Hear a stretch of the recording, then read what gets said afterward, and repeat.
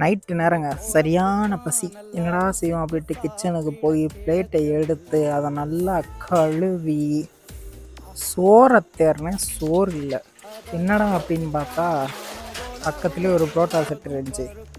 சரி நமக்கு அடிச்ச லக்கு அப்படின்ட்டு அதை எடுத்து பிரித்து அந்த புரோட்டா எடுத்து போட்டு சால்னாவை ஊற்றலாம் அப்படின்னு பார்த்தா வேண்டாம், சால்னா வேண்டாம் அப்படின்ட்டு அந்த ரைத்தா மட்டும் வச்சுட்டு இன்னைக்கு நம்ம வீட்டில் மாட்டுக்கறி குழம்பு தக்காளி ஊற்றி பரட்டி அடிச்சிடலாம் அப்படின்ட்டு புரோட்டாவை பிக்கக்கூடாது. மாட்டுக்கறிக்கு மட்டும் புரோட்டா பிச்சா அதுக்கு பண்ணுற துரோகம் மாதிரி ஆகி போயிடும். அதனால் அதை பிக்காமல் அப்படியே பிச்சு மணஞ்சு அடித்து சாப்பிட்டா அவ்வளோ சூப்பராக இருக்குங்க. நீங்களும் சாப்பிட்டு பாருங்கள். சாப்பிட்டு எப்படி இருக்குன்னு சொல்லுங்கள். டாடா பாய் பாய், see in the next video. எல்லாத்துலேயும் அந்த கடைசி போயிட்டு தான் மிரட்டி விட்டுறோம். உண்மைனா கமெண்ட்டில் சொல்லிட்டு போங்க. டாடா.